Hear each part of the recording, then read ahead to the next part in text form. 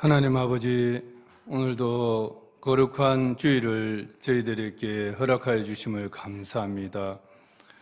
저희들에게 하나님께 예배하는 즐거움을 회복시켜 주시고 또 성도의 거룩한 교제를 통해서 우리 몸된 지체임을 또 알아가는 소중한 시간이 되게 하여 주시옵소서. 또 예배드리고 싶지만 함께하지 못하는 우리 지체들을 기억하여 주시고 하나님께서 또 위로하여 주셔서 한자리에 모여서 예배할 수 있게 허락하여 주시었기를 원합니다. 오늘도 코로나로 인해서 무더운 가운데서 방역복을 입고 인내하며 사투를 벌이는 또 의료진들에게 하나님께서 이 시간 또 함께하여 주시고 그들에게 이 모든 어려움들 이겨낼 수 있는 또 힘을 더하여 주시고 또 그 치료 가운데에서 감염되지 않도록 하나님께서 지켜주시고 보호하여 주시었기를 원합니다.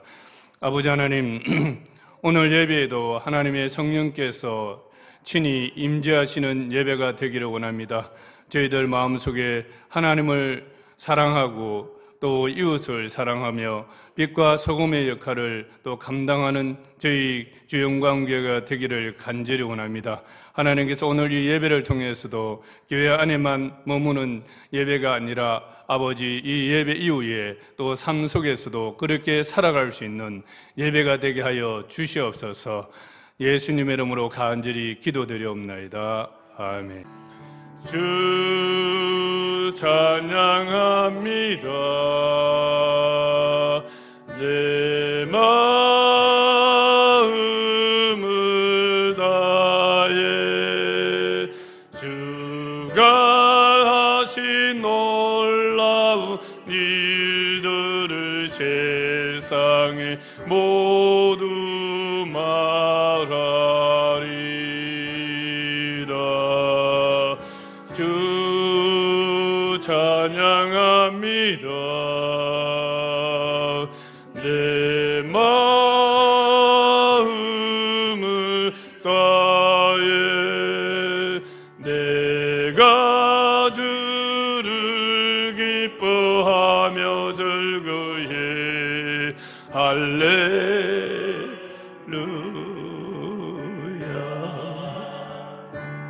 지극히 높으신 이름 찬양해 할렐루야.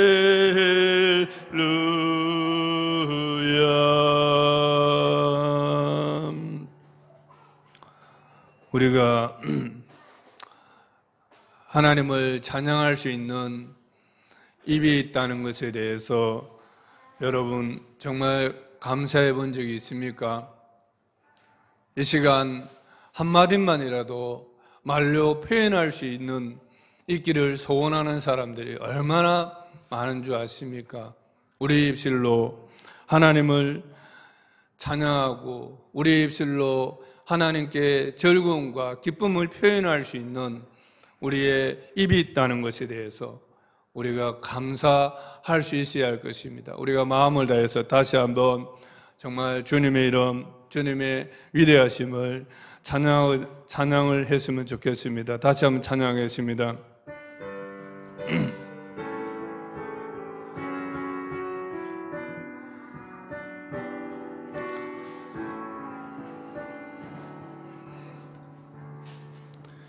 주 찬양합니다. 내 마음을 다해 주가 하신 놀라운 일들을 세상에 모두 말하리라. 주 찬양합니다. 내 마음을 다해 내가 주를 기뻐하며 즐거해 할렐루야.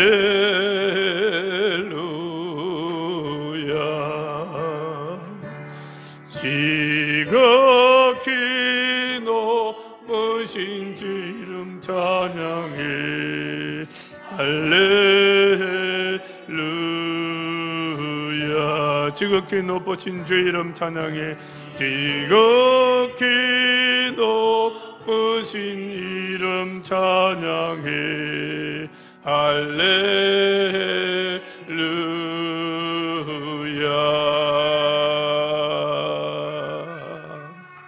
저희 찬양을 묵상할 때에 정말 하나님께서 우리에게 하나님을 높일 수 있는 이러한 시간을 우리에게 허락해 주셨다는 것이 정말 감격이 되었습니다.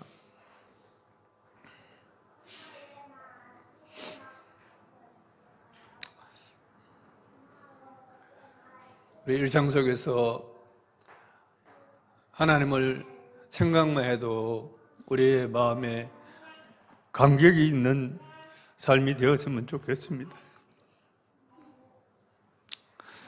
오늘 히브리서 11장 말씀입니다. 11장 20절에서 23절 말씀 보시도록 하겠습니다. 합독하도록 하겠습니다. 시작. 믿음으로 이삭은 장차 있을 일에 대하여 야곱과 에서에게 축복하였으며 믿음으로 야곱은 죽을 때 요셉의 각 아들에게 축복하고 그 지팡이 머리에 의지하며 경배하였으며 믿음으로 요셉은 임종시에 이스라엘 자손들이 떠날 것을 말하고 또 자기 뼈를 위하여 명하였으며 믿음으로 모세가 났을 때에 그 부모가 아름다움을 보고 석 달을 숨겨 왕의 명령을 무서워하지 아니하였으며.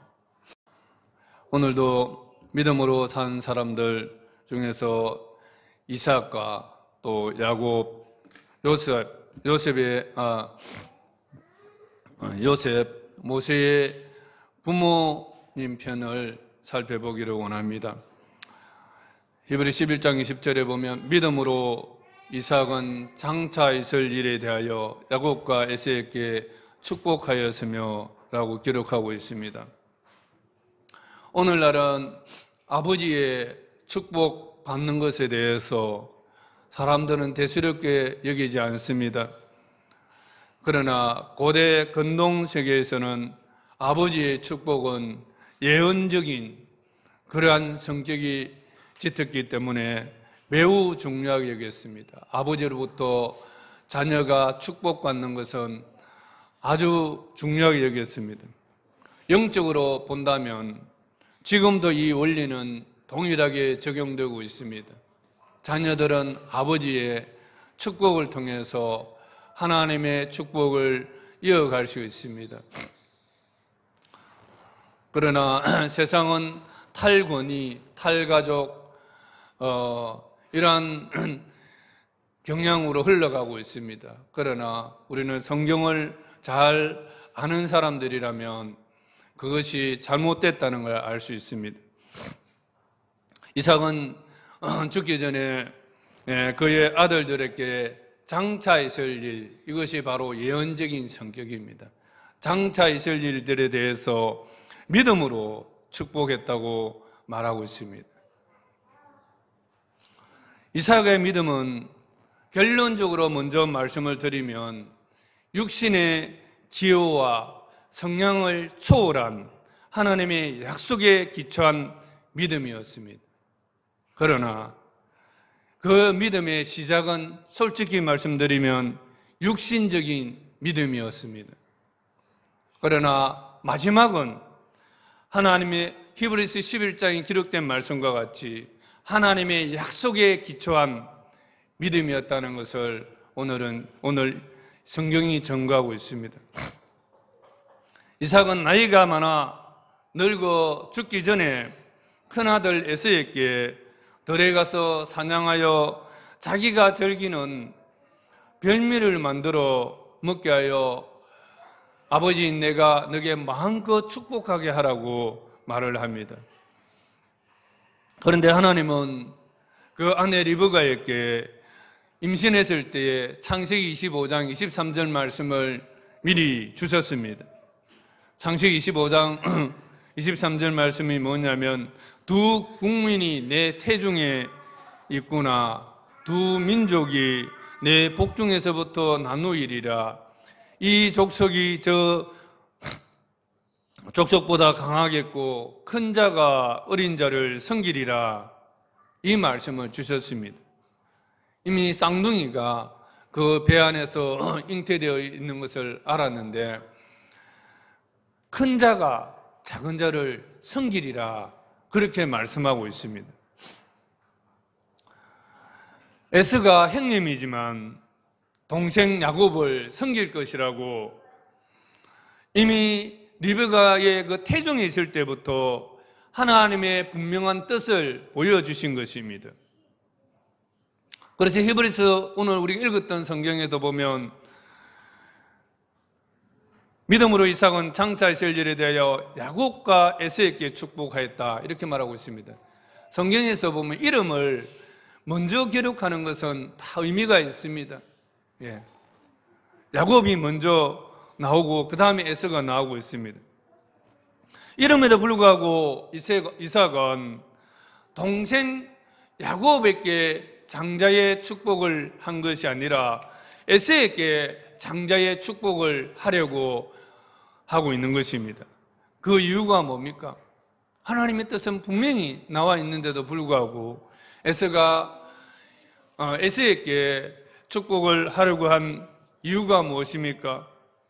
그것은 자기 성향 때문입니다. 자기의 기호 때문입니다. 나는 에서가 좋아.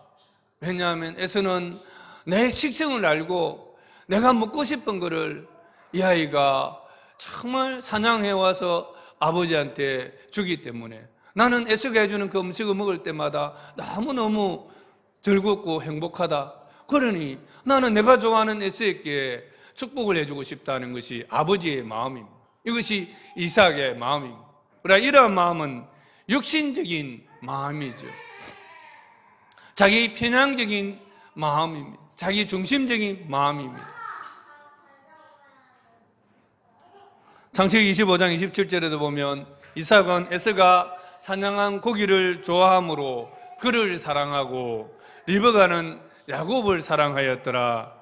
예, 한 집안에서도 이렇게 기호가 나뉘고 있습니다. 그런데 정말 믿음의 조상이라고 이름을 올린 이삭이라고 생각할 때에 우리는 이삭의 이러한 믿음을 볼 때에 정말 실망적입니다.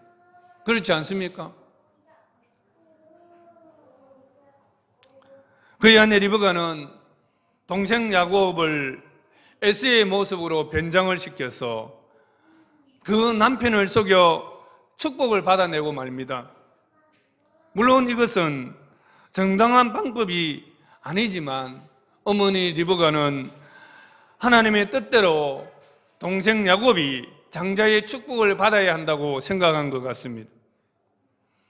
이삭은 장자 에서에게 장자의 축복을 해주고 싶었지만 속았어. 그토록 자기가 원하던 자기가 사랑하던 에서가 아니라 야곱에게 장자의 축복을 해주고 말았습니다. 뒤늦게 이 에서가 이 사실을 알고 아버지 앞에서 울면서 아버지 나에게도 축복을 해달라고 간청을 합니다. 그러나 아버지 이삭은 어떻게 행동합니까? 지극히 당연한 행동은 어떤 것이어야 합니까? 자신을 속인 리브가와 그 아들 야곱에 대해서 분노해야 하지 않습니까? 어떻게 너가 나를 이렇게 속일 수 있느냐? 어떻게 당신이 나를 이렇게 속일 수가 있느냐? 하면서 분노해야 하지만 그러나 이삭은 지금부터 행동이 달라집니다. 어떻게 행동합니까?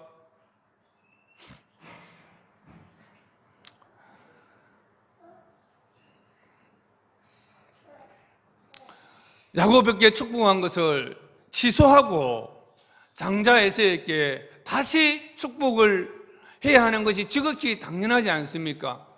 그런데 그렇게 하지 않습니다. 왜냐하면 이삭은 뒤늦게나마 큰 자가 작은 자를 섬기리라는 이 하나님의 약속의 말씀을 깨달았기 때문입니다. 나는 겉으로 내가 좋아하는 내 성향에 맞는 이 아들에게, 장자 에서에게 장자의 축복을 해주고 싶었지만, 그러나 이것이 어찌된 바인지 내 뜻대로 되지 않았다는 것입니다. 이 순간에 그는 하나님의 약속의 말씀이 생각이 난 것입니다.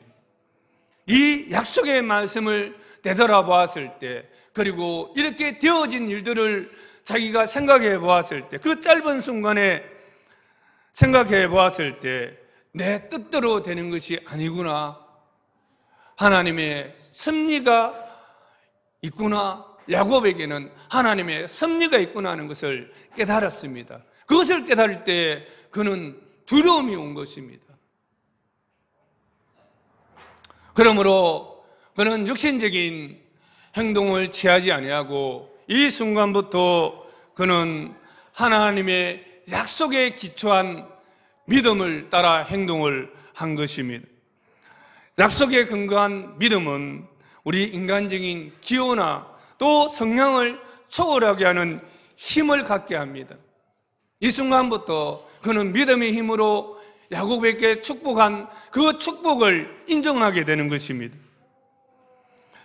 약속에 근거한 믿음은 비록 자신이 실수했다 할지라도 그 실수를 인정할 수 있게 하고, 또한 하나님의 뜻에 순종할 수 있는 힘을 갖게 하는 것입니다.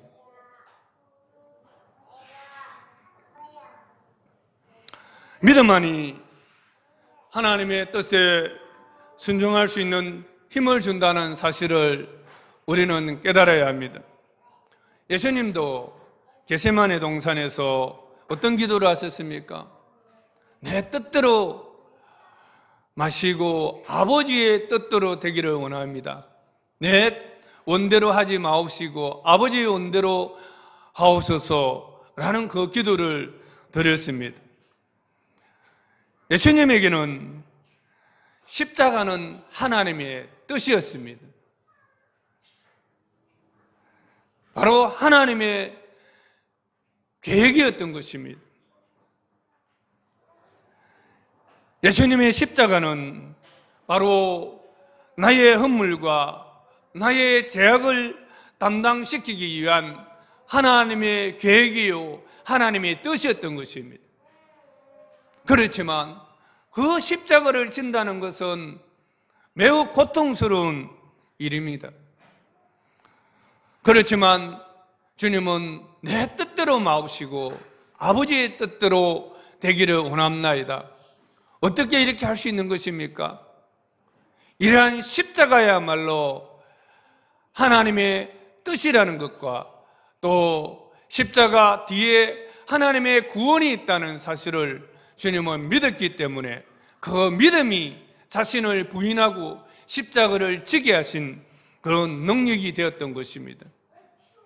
그래서 우리에게 정말 중요한 것은 하나님의 뜻에 기초한 믿음, 하나님의 약속에 기초한 믿음, 이 믿음이 우리로 하여금 인간적인 모든 것을 초월해서 하나님의 뜻대로 살아갈 수 있는 그런 힘을 공급해 준다는 사실을 말씀하고 있는 것입니다. 우리가 오늘 이삭의 믿음에 있어서 살펴볼 때에 한 가지 아쉬운 점이 있습니다. 저는 이것을 볼 때마다 우리도 동일하게 범하지 말아야 될 실수이지 않나 생각합니다. 그 한 가지 아쉬운 점은 처음부터 하나님의 뜻에 기초해서 축복했더라면 얼마나 좋았을까 하는 것입니다.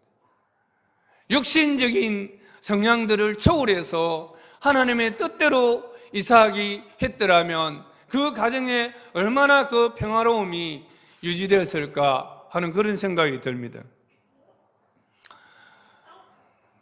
아버지의 이러한 실수로 인해서 그 가족은 형제가 정말 20년 동안이나 뿔뿔이 흩어져서 살아야 했고 또 원수로서 살아야 했습니다.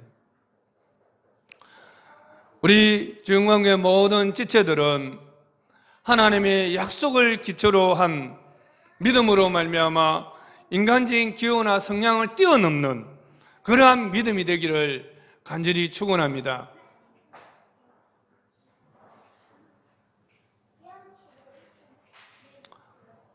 두 번째로 21절 말씀 보시도록 하겠습니다. 같이 한번 읽겠습니다. 시작. 믿음으로 야곱은 죽을 때에 요셉의 각 아들에게 축복하였으며 그 지팡이 머리에 의지하여 경배하였으며. 예. 야곱의 아들 요셉에게는 두 아들이 있습니다. 장자 므낫세와 차자 에브라임이 있습니다. 야곱이 요셉의 두 아들들에게 죽기 전에 축복하려고 했을 때에 창세기 48장에 보면 요셉은 므낫세에게 아버지의 오른손을 얹을 수 있도록 또 에브라임에게 왼손을 얹을 수 있도록 므낫세는 이쪽 편에 에브라임은 이쪽 편에 이렇게 데리고 나왔습니다. 그런데 그 아버지 야곱은 어떻게 합니까? 막 바꾸어서 얹어버립니다. 이 오른손은 장자, 왼손은 차자입니다. 그런데 이렇게 에브라임에게 오른손을 옮기고 이 므낫세에게 왼손을 옮깁니다. 다시 말해서 에브라임에게 장자의 축복권을 주겠다는 것입니다. 왜 야곱이 에브라임을 장자로 므낫세를 차자로 축복하려고 하는 것입니까? 이 야곱도 하나님의 약속에 기초하고 있습니다. 창세기 48장 20절에 보면 하나님이 내게 에브라임 같고 므낫세 같게 하시리라. 하나님이 내게 에브라임 같고 므낫세 같게 하시리라. 무슨 말씀입니까? 에브라임이 앞섭니다. 그리고 므낫세가 장자임에도 불구하고 뒤를 따릅니다. 하나님의 뜻이 에브라임에게 장자로 앞세우고 므낫세를 차자로 세운다면 내가 무엇이 간데 그것을 거역할 수 있겠냐는 것입니다.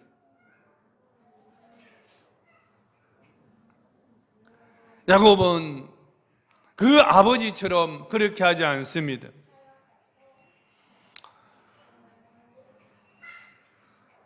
아버지 이삭의 인간적인 패널을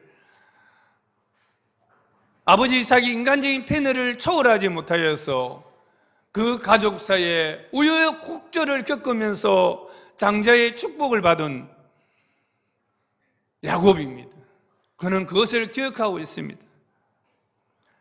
그래서 그는 육적인 차스에 얽매이지 않고 하나님의 뜻에 충실하여 차사인 에브라임에게 장자의 축복을 해 주었던 것입니다. 성경은 이것을 믿음으로 그렇게 했다고 말하고 있습니다. 왜냐하면 하나님께서 그렇게 하기를 원했기 때문입니다. 하나님께서 그렇게 하기를 원한다면 하나님께서 그렇게 하시리라는 것을 믿었기 때문에 그는 인간적인 육신적인 그런 서열에 얽매이지 않고 하나님의 뜻대로 축복할 수 있었다는 것입니다. 그런데 우리 동양권 문화는 너무나 이 정에 얽매여 있습니다. 이렇게 하면 저 사람이 어떻게 생각할까 생각하지만 그러나 그것이 중요한 것이 아닙니다. 우리에게 신앙이란 것은 하나님의 뜻에 기초한 순종인 것입니다. 한국교회의 많은 문제들이 저는 많은 그 문제들이 바로 여기에서 비롯된다고 생각합니다. 하나님의 뜻에 기초한 믿음의 행위를 한다면 이런 많은 문제들이 발생할 이유가 없습니다. 성도들의 수준도 하나님의 뜻에 기초한 그러한 반응을 보인다면 사실 많은 문제는 교회 안에서 다 해결이 됩니다. 교회는 다니지만 하나님 뜻보다는 인간적인 교제나 또 자기의 성향, 기호에 맞는 사람들과의 교제를 위해서만 온다면 절대 우리도 죽을 때에 이삭처럼 실수한 뒤에야 다시 돌이킬 수 있는 그런 믿음이 될 수도 있습니다.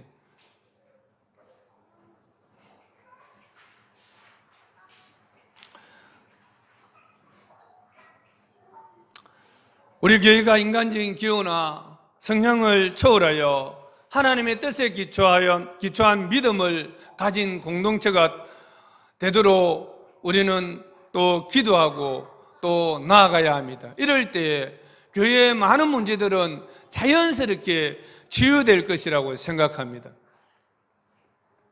성도의 삶은 바로 하나님의 약속, 하나님의 뜻에 기초한 믿음에 헌신된 삶임을 알아야 하는 것입니다.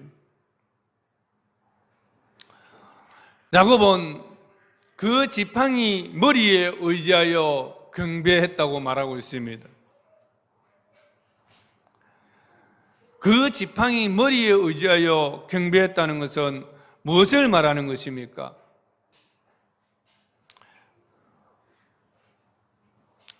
지팡이는 어떨 때 씁니까? 여행할 때 쓰지 않습니까?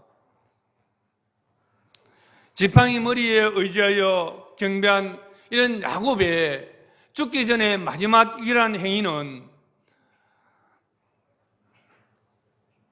그는 애굽에서 편안하게 살고 있지만 애굽의 삶은 나그네와 외국인의 삶이며 그가 돌아가야 할 땅은 가나안 땅임을 마지막 순간까지 고백하는 표현인 것입니다.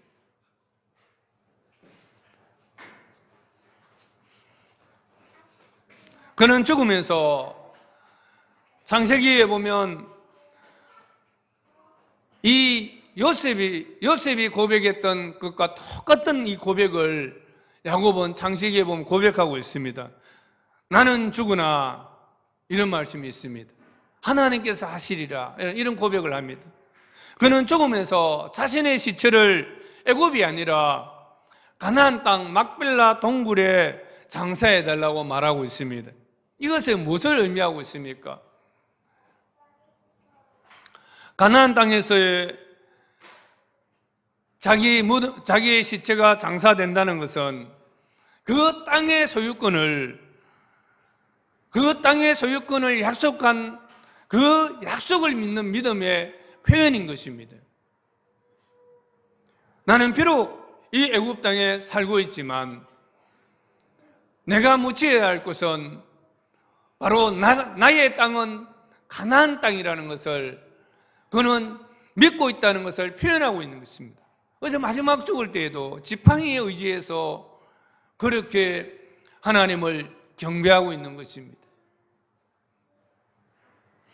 야곱은 그의 삶은 인간적인 면들이 많이 있었지만 그러나 하나님께서 이 야곱을 얼마나 믿음으로 변화시켜 놓았는지를 오늘 볼 수 있지 않습니까?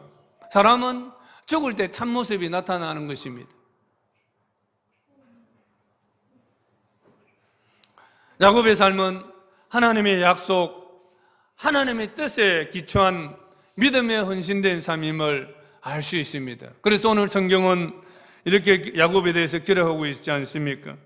믿음으로 야곱은 죽을 때에 요셉의 각 아들에게 축복하고 그 지팡이 머리에 의지하여 경배하였으며 그의 삶에 믿음으로 산 삶을 이렇게 정리하고 있습니다.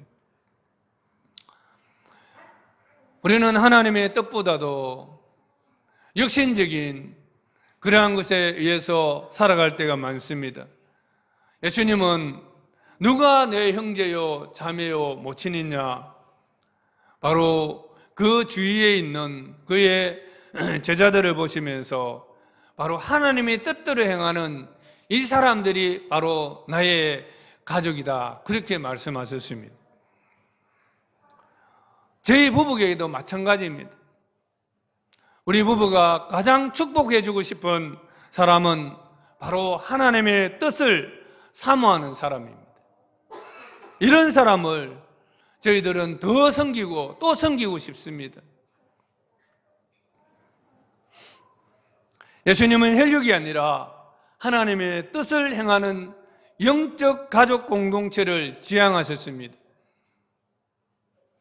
천국은 이러한 하나님의 뜻을 행하다가 온 사람들이 모인 곳이 천국입니다. 우리 지영원교회 모든 지체들은 인간적인 혈육의 정을 초월한 하나님의 뜻을 사모하는 공동체로 살아가기를 축복합니다.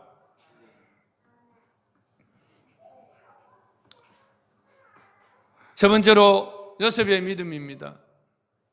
22절 말씀 같이 한번 보시겠습니다. 같이 읽겠습니다. 시작. 믿음으로 요셉은 임종시에 이스라엘 자손들이 떠날 것을 말하고 또 자기 뼈를 위하여 명하였으며, 요셉이 임종시에 가졌던 믿음은 동일합니다. 하나님의 약속에 기초한 확신에 찬 믿음이었습니다. 이삭, 야곱, 요셉, 이 세 사람들에 대해서 소개하고 있는 믿음은 하나님의 약속에 기초한 믿음입니다.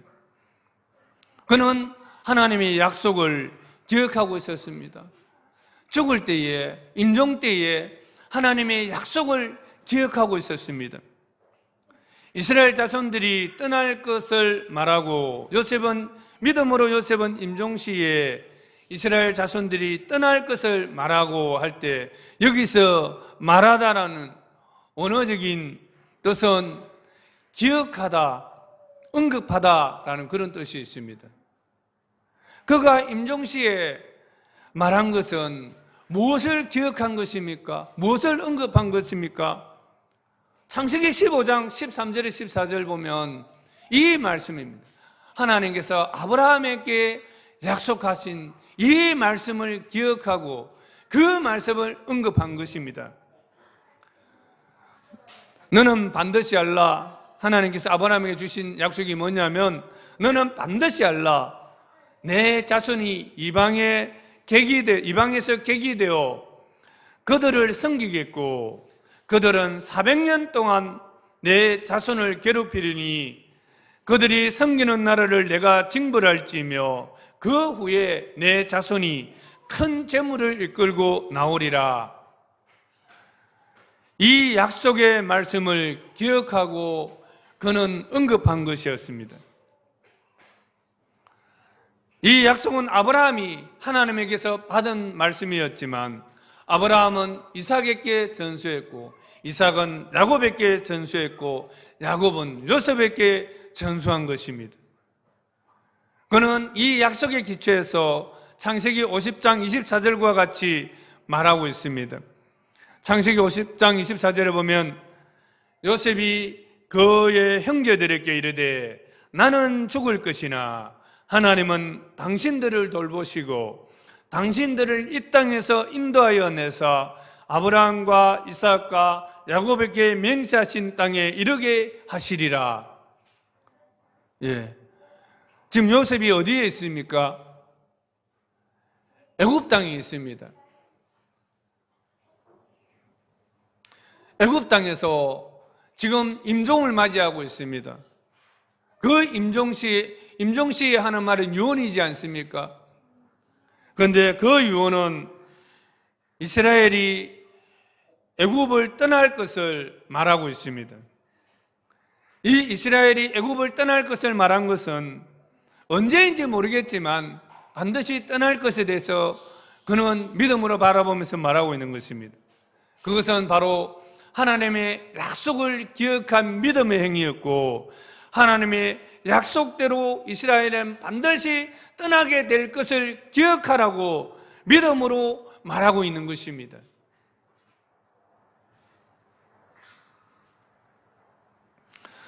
그러면서 그는 또 한 가지를 더 부탁을 합니다.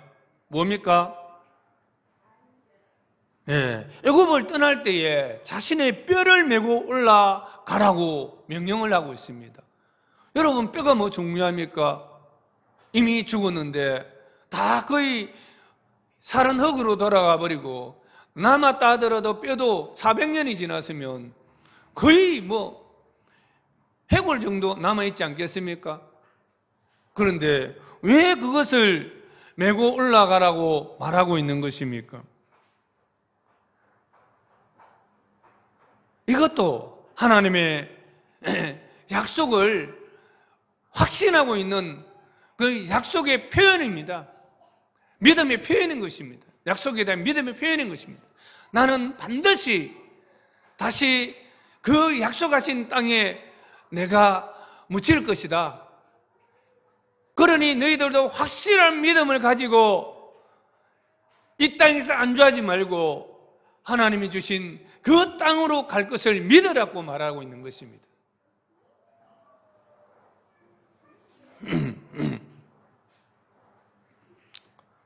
그는 임종을 눈앞에 둔 시점에서도 하나님이 약속한 약 400년 후에 이루어질 출애굽을 바라보면서 그 약속을 기억하여 믿음을 지켰던 것입니다.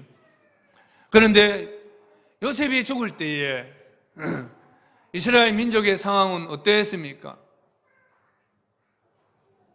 그들은 이미 애굽에 정착해서 부와 권위들을 얻은 상태였고 또 편히 살 수 있는 그런 환경에 놓여 있었습니다.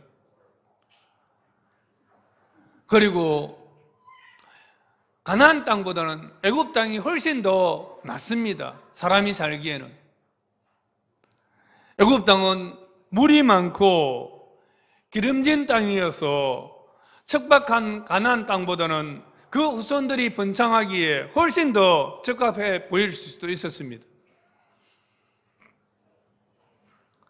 그럼에도 불구하고 요셉은 어떻게 했습니까? 이스라엘 백성들이 이 땅에서 안주하기보다는 하나님이 주신 약속의 땅을 젖과 꿀이 흐르는 땅으로 여기며 애굽을 떠날 것을 예언을 했습니다. 그에게는 하나님의 약속의 말씀은 현재 성공과 안정된 상황보다 훨씬 더 확실한 실체요 보증수표와 같았던 것입니다. 이것이 믿음입니다. 믿음이 없으면 항상 현재 눈에 보이는 좋은 것을 찾아갑니다. 롯이 그렇지 않았습니까? 그것이 멸망의 땅임에도 불구하고 믿음이 없으니 눈에 보이는 좋은 것, 현재 만족스러운 것을 찾아갑니다. 그러나 믿음이 있는 사람은 그 믿음의 능력에 의해서 하나님이 약속하신 그 미래에 보이지 않는 것을 볼 수 있는 힘이 생기는 것입니다. 그냥 믿음으로 사는 것이 아닙니다.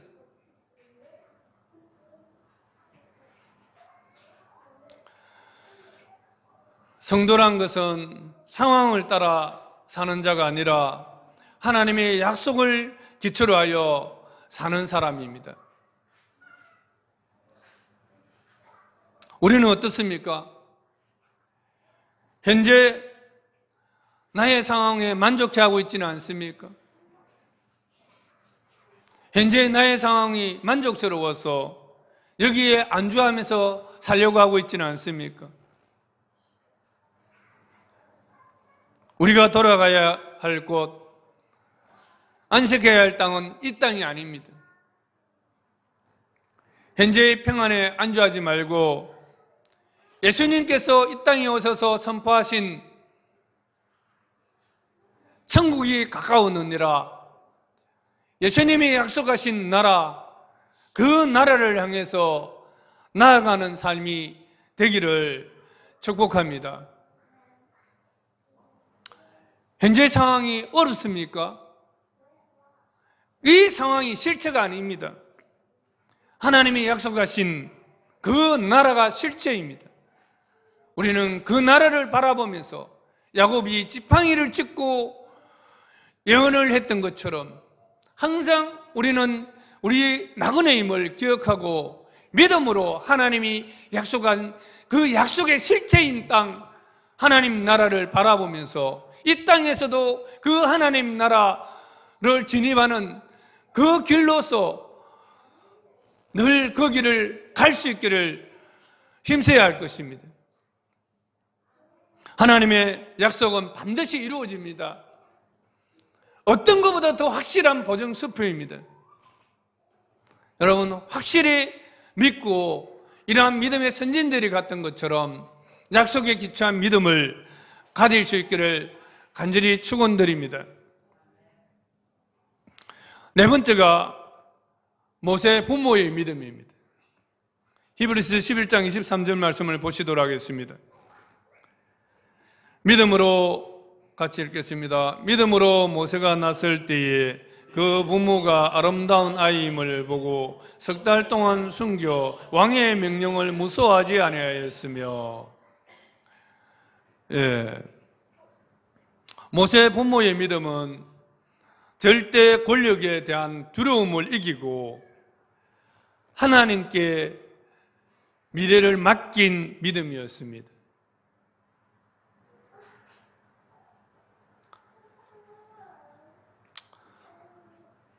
애굽 왕은 히브리인들에게 아들을 낳으면 버리고 딸이면 살려두라고 명령을 내렸습니다. 하필이면 이때 모세의 부모가 아이를 낳았습니다. 그런데 아들이었습니다. 그 당시에는 왕의 명령이 곧 법입니다. 그럼에도 불구하고 그 부모는 아이를 살려두었습니다. 왜 그랬습니까? 아이가 아름다운 아이임을 보고 숨겨 키웠다고 말하고 있습니다. 그 부모가 아름다운 아이임을 보고, 이 아름다운이란 이 원어적인 뜻에는 보면 도시에 속한 이런 뜻이 있습니다. 도시에 속한, 촌놈이 아니고 좀 도시 사람 같다는 거지. 그죠? 예. 잘 양육된, 우아한 이런 뜻이 있습니다. 그러니까 아이를 보는 순간에 이 아이는 보통 아이가 아니라 뭔가 이 아이 속에 뭔가 있다는 것입니다. 근데 이런 우리가 보는 이 성경에는 나오고 있지 않지만 전설이나 이런 것들을 보면 미리암이 그런 이야기를 한 내용들이 있더라고요. 그 내용을 보면 이 아이를 통해서 하나님께서 이스라엘을 구원해 주실 것이라는 그러한 확신이었다고 말합니다. 어쨌든 그 부모가 봤을 때 이 아이는 보통 아이가 아니라 하나님의 계획이 있는 아이, 하나님의 섭리 속에 있는 아이, 그런 아이임을 확신한 것 같습니다. 그래서 왕의 명령을 어기고 아들을 석 달 동안 숨겨 키웠다고 말하고 있습니다.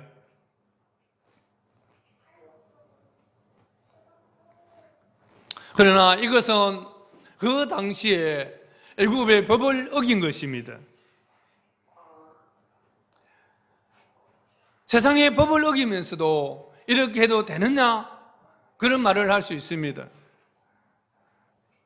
그러나 우리가 성경을 잘 보면 로마서라든지 이런 거 보면 물론 정부에 협조하라는 말도 있습니다. 사도 바울도 그렇게 말하고 있습니다. 초대교회 많은 그리스도인들이 그렇게 불법적인 법 때문에 목숨을 앗아간 경우들도 많이 있습니다. 우리는 그리스도인은 세상 법을 지켜야 합니다. 그러나 예외적인 경우들이 있습니다. 특정한 법이 하나님의 길과 완전히 반대되는 경우, 그 특정한 법이 많은 사람들을 절망에 빠뜨리고 많은 사람들에게 상처를 입히는 그런 법인 경우에 대해서는 우리가 불복할 수 있습니다.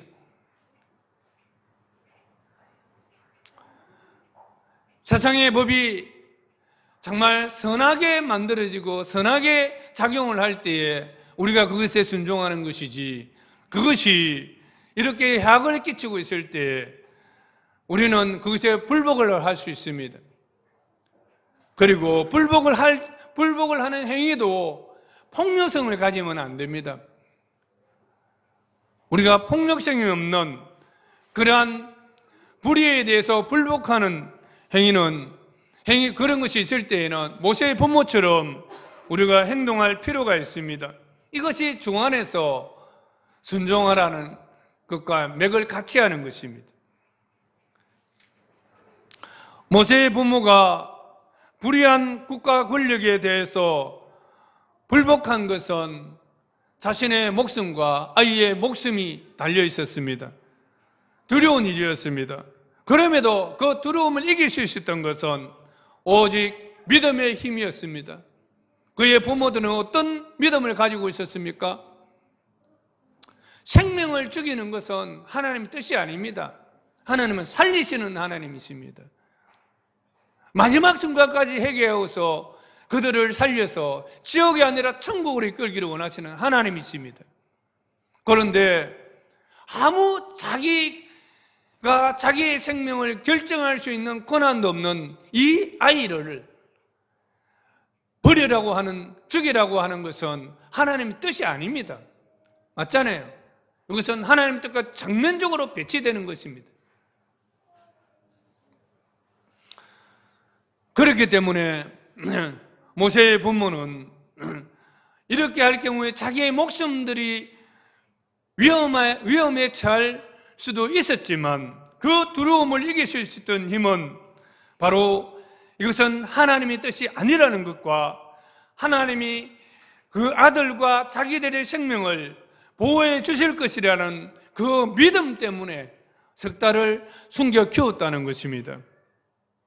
우리 한국교회도 사실 이런 면에서 좀 회개해야 할 일이 많습니다. 저희들도 민주화 과정 속에서 자랐지만 우리 때는 어떻게 배웠냐면 무조건 불의한 권력이라도 순종해야 된다고 배웠습니다. 로마서 13장 말씀을 기초로 해서. 그러나 그렇지 않습니다. 제가 성경에서 다시 말씀을 보면서 해석을 해볼 때 그렇지 않습니다. 우리는 불의한 권력들에 대해서는 비폭력적으로 저항을 하고 하나님의 뜻대로 그것을 우리의 믿음을 표현하는 것이 필요합니다.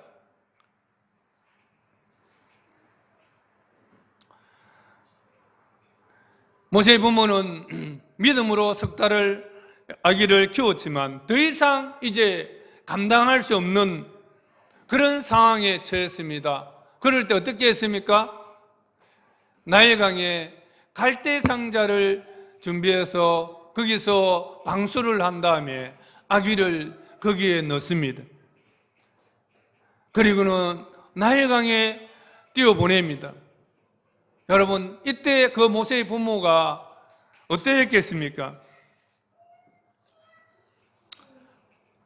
믿음이 없으면 이렇게 할 수 없습니다. 하나님의 섭리를 품은 아이고 하나님의 섭리가 있고 하나님의 계획에 있는 아이라면 하나님께서 이 아이를 돌보시고 이 아이를 누군가의 손에 의해서 구원해 내실 것이라는 그런 믿음이 있었던 것입니다.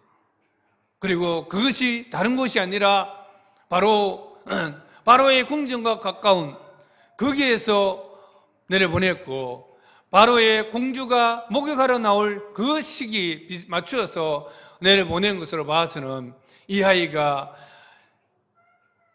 바로의 궁전에서 살 것을 믿음으로 바라보면서 보낸 것이 아닌가 생각됩니다.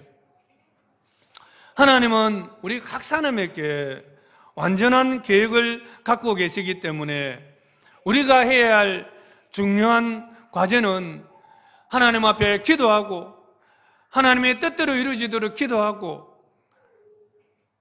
또 하나님이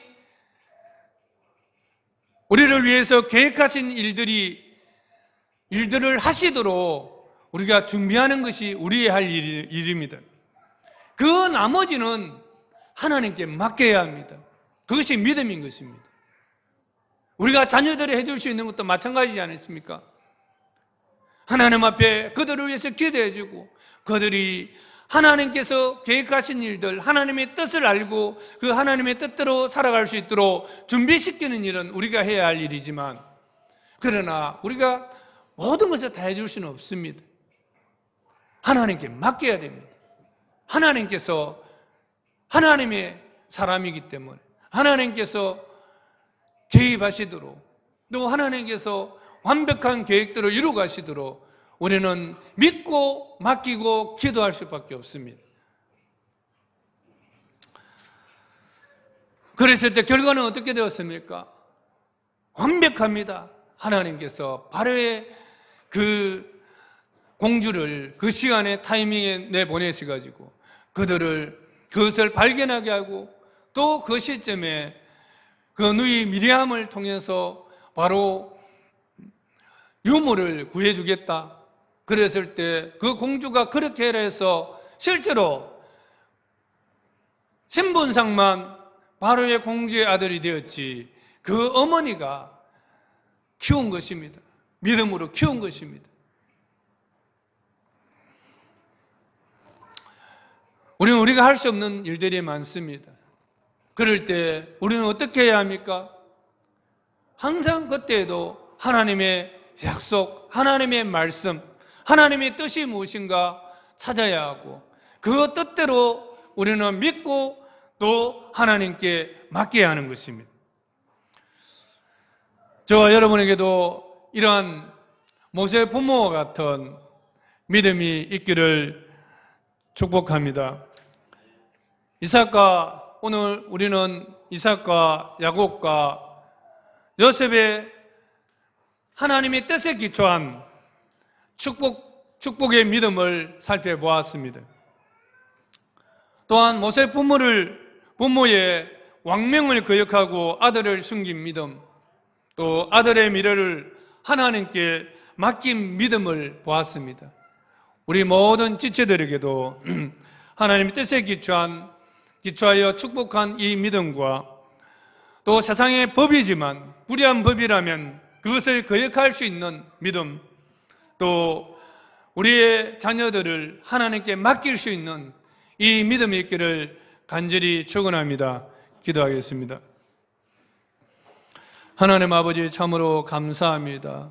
오늘도 이 믿음의 사람들을 통해서 또 우리가 어떻게 살아야 할지를 오늘도 우리에게 가르쳐 주신 하나님 감사합니다.